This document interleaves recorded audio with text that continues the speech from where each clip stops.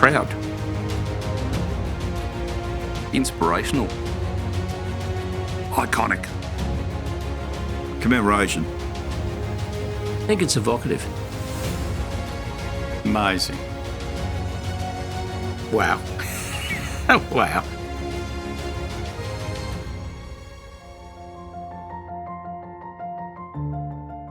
Well, the seed sort of came in 1983 in Thredbo when I went down there, and everyone's sitting around a bar where I was working, and people were saying, "Where are you from?" And when I said I was from Newcastle, all these people kind of basically booed and said, "That horrible joint." And I went, "Jesus, I've really enjoyed this place. This is unreal."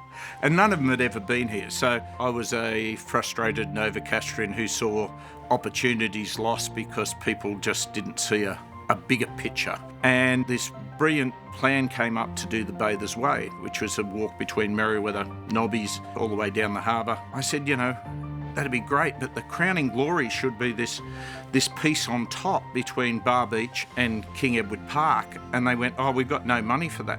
As time went on, had a few failed projects and sort of thought I must have some extra energy, and we had 3 local politicians vying for the seat of Newcastle in 2010. So I went, what are these people standing for? Fighting for Newcastle, what are we doing?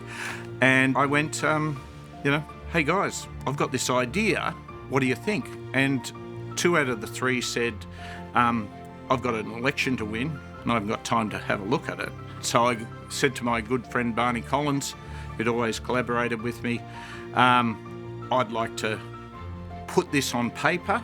Barney, can you remember, because I lived in Merriweather Beach, can you remember when we used to be able to walk along the top of the cliff at the top of Bar Beach? And I said, yeah, it was fantastic, great views and all of this. And he said, you can't do it now because it's so eroded. And he said, how about we put a boardwalk on it? Barney came up with me, we walked around it, and basically said, I'm not going to charge you. This is a great idea, I'll do it. And yeah, I'll draw something for you, and if you can sell it, we'll do it. So we drew the initial scheme, which was a fairly rustic scheme based on the Bronte to Bondi to Bronte, or whatever it is, in Sydney. And we sort of hawked that around for a little bit and didn't get much traction out of it. I want to show these people this vision, this idea, and see how it flies. It's really about the inspirational idea, and that doesn't necessarily always have to come from the architect. You've got to be able to see what other people see and feel, and particularly with Neil. Neil's very good at sort of this big, broad idea, but it's difficult to get where it comes from Neil. It's just almost 9 times out of 10, it's a gut feel. It's then how you then can turn that into a good idea, a good concept, but then a good set of documentation that actually brings the design through. Then we had the geotechnical, then we went to Neil Petherbridge and said we need an engineer. And we just got this really good community momentum where everyone sort of said, that's a good idea, I'll chime in with your bit. And as we went along, we found, naively, why was Memorial Drive called Memorial Drive? That it was to commemorate Anzac.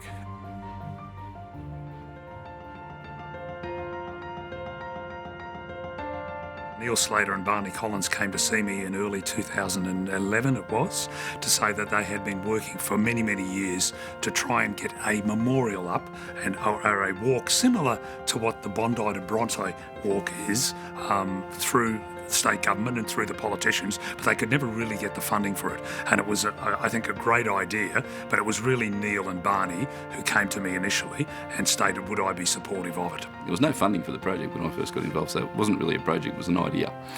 And I brought along a guy called Pat Murphy, who was a mate of mine I used to sail with. He was an ex-RAFI. He actually helped fly the F-111s out from France to Australia. And he, at the time, was wanting to do a cenotaph up in Newcastle somewhere for all of the people that ever served in any of the conflicts. And it was him that actually made the connection between the centenary of Anzacs and the centenary of steelmaking in Newcastle, and then suggested to Tim that he goes and talks to BHP and see if we can get them to put some money towards it. So it seemed to me to be a no-brainer to at least initially approach BHP to see if they would be interested in partnering with us with some sort of a memorial, recognising the century of steel making here in Newcastle, as well as recognising the Anzacs. We spoke to a gentleman by the name of Alan Dan, who gave me the opportunity to speak to the very senior management of BHP, which we did, and we worked through Alan. My boss, who was the president of the business, contacted me and said, will we come up and go and have a look at this? Tim and Neil got their spiel going about, what a good thing this would do. They were looking for private funding to a level. And I remember coming back and Neil and Tim had left, and my boss in the car park before he left turned to me and said, what do you think we should do with this? And I said, I think it would be a good idea. And their timing was impeccable. I had just returned very shortly before that from having a holiday in Western Australia, where I travelled up the west coast of Western Australia between Perth and Monkey Mia, and along that way there's actually a lot of coastal walks, and so the timing fitted perfectly. So I told my boss that I thought this would be a good thing to do, and I wondered how hard it was going to be to squirrel a bit more money out of the company to fund this proposed project at the time. It helped when I told them that I would fund it from my budget. At the time, we were undertaking a very large project in the hundreds of millions of dollars at the time, and it was going very well. We had the room in the budget, and then it was a case of getting into the hard work, putting a proposal to the company about how much funding we wanted, why we wanted it, and what the benefits to the company would be. So we did quite a bit of homework around what we thought was a reasonable amount of money to get the project over the line, as well as working with council. So they came up with a figure of $3 million committed to it. It took a few months to make all this happen. And I give great credit to Tim Owen as being the local state representative at the time. He worked really hard on providing all of the answers to the questions that BHP asked. And I got to see Tim quite often during this period, and his level of energy for this project and his contribution really can't be understated. I also approached the Lord Mayor at that time, Jeff McCloy, to say, what would be the possibility of council supporting this in a lot of ways, but financially as well, because overall the budget was around $4.5 million. When you look at the walk itself, when you look at fixing the car park up and the stairs down to Bar Beach, and we worked with council and eventually got an approval for a $1.5 million commitment. So we had the total funding as a partnership between BHP and council and the team that put it together. Barney rang me up one day and said, I've got all this stuff back from transport and I'm not really fussed on the design. Can you come in and have a look at it and see if we can do something else?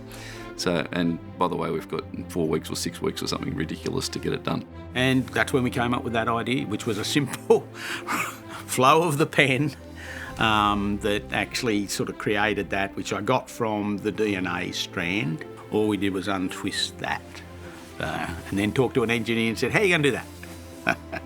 I was very keen to have materials that didn't need maintenance, because in Australia these days, as you know, and probably around most of the world, no one wants to spend money on maintenance. So it was trying to make it as robust as possible in a really harsh environment. And that's why we suggested using stainless steel. We got a lot of pushback on using stainless steel, being too expensive. It goes tea stains, it does this, does that. And I'm sitting there going, you can't get to this thing. It needs to be something that needs very minimal maintenance. So anyway, we did all costings, got it all costed up, and it ended up being quite viable to do in stainless, which is what it is now. It gets wiped over once a year and it's done. And then similarly with the columns, they're precast concrete. They're actually been done with a bolted base plate, so that you didn't have to get in there and prop it and everything else. You didn't have to have trucks and formwork and everything else. They just get craned into position and bolted down. So it was all very light, minimal touch on the environment, and you can see that we haven't cleared the whole area to put it in.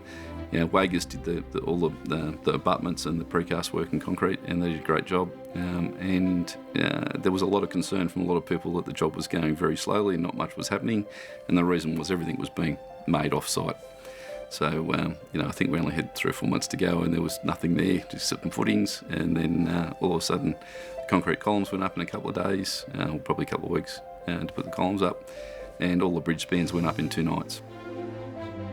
We used local businesses because we wanted it to be a hunter commitment, and that all went very successfully. So, when you look at the amount of effort you've got to go through for construction of lesser capabilities, I thought it went very, very smoothly. And we had a working group that met on a very, very regular basis to look at progress and how we were working with the construction. It's an amazing bit of infrastructure that was built for the Newcastle community. Wouldn't it be fantastic if we could approach other bits of community infrastructure with the same sort of eagerness, commitment and passion as everybody did for that project? There was just not one ego in the room. It was just incredible because there's, 20 or 30 people who would have been in that collaborative group over the time, and no one was sort of, this is mine and I've got to have it my way. It was, this is what I can contribute. And that was sort of the most heartening thing about the whole thing. It was about, how can I contribute? And I think that's the great thing about this community. It should be about how I can contribute, not what can I get out of it.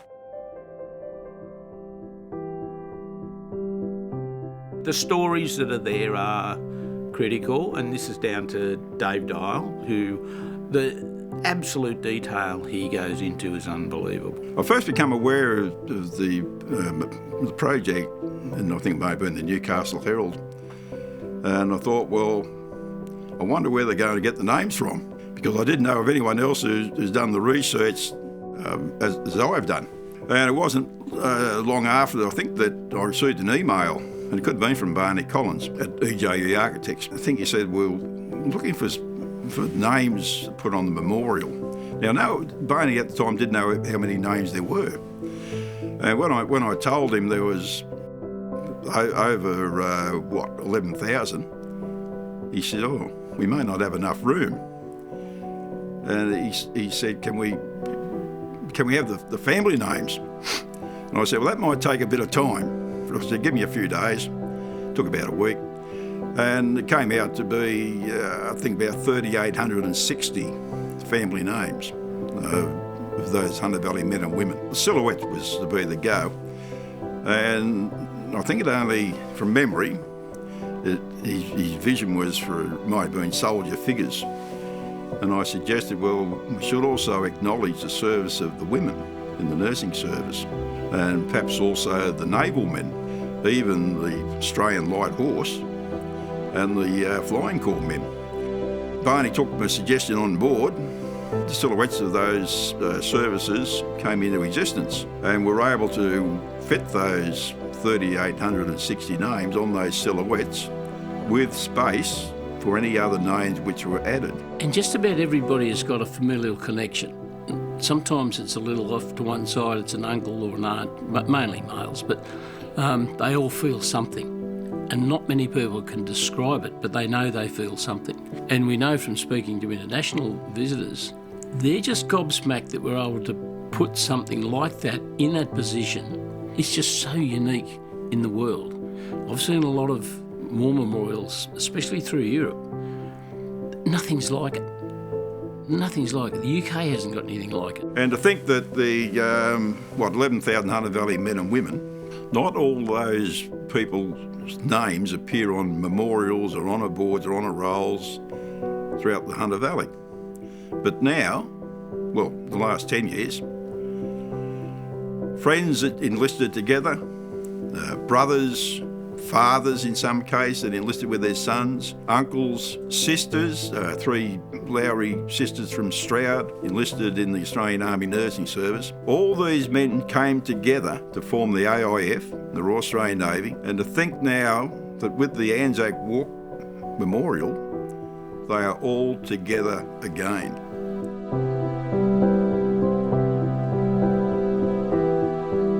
You take my kids up there and my grandson up there and say, that was your great-grandfather or your great-great-grandfather.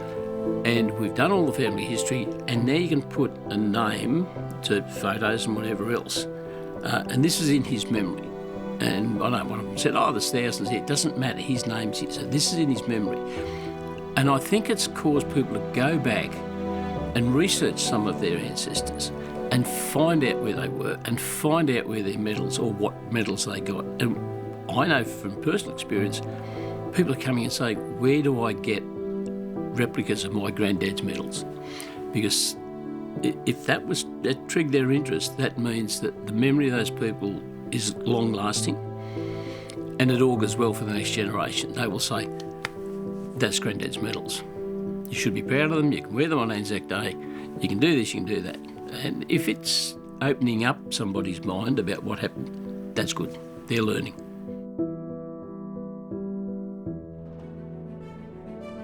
First and foremost, it's obviously a beautiful tribute and it is a memorial. From a tourism perspective, I think one of the things that we really position Newcastle for leisure tourism is that Newcastle is such a walkable city. You get to see Newcastle's amazing working harbour. You go past other iconic sites like Fort Scratchley and then also experience our beautiful coastline and then obviously the history of the Anzacs. I think the really nice part about that bridge is that you can go past that bridge at any time of the day and night. There's people on that bridge all the time. There's people on there at 9 o'clock at night. There's people there at 6 o'clock in the morning. I don't think I've ever seen that bridge without someone on it. And it's fantastic that it gets used like that, and it's fantastic that people can come to the city and take every time I have visitors from out of town, I take them up and take them for a walk on the bridge. It's just a really nice way to see the city and a nice outlook point. So I think it's a great boon for Newcastle, and it's well known not only nationally but internationally, and people come to Newcastle to see the Memorial Walk. And so when you look at that, it's a great tourist attraction and a great capability for Newcastle. And I can absolutely tell you that one of the most talked about things when visitors actually come in is about the Anzac Walk and visitors just enjoying that beautiful vista. It's a wonderful legacy, not only for the region but for defence, and acknowledging the people who committed and made, sacrificed their lives out of the Hunter region in a whole series of conflicts in this part of the world. And it also is a great memorial and recognition of what BHP had in this region and the huge commitment that the population of Newcastle made to BHP. What I really like is when people start talking about it without knowing who did it, but how they talk about it and how it's become part of their everyday. The Anzac Walk to me is evocative. It makes you think about so many different things because it means so much to so many different people. It's just beautiful, and every Novocastrian should be so proud that there is a beautiful memorial on one of our most beautiful scenic places that you can really experience Newcastle from. Oh, wow. And still wow, it's something that I think in the end will be timeless.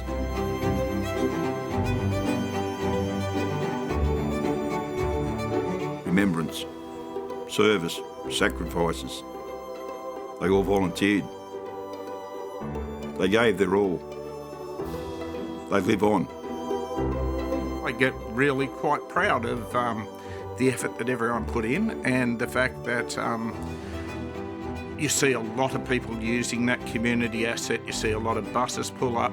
You hopefully see, when you do walk on it, people looking at the plaques and remembering where we came from and the people that were there.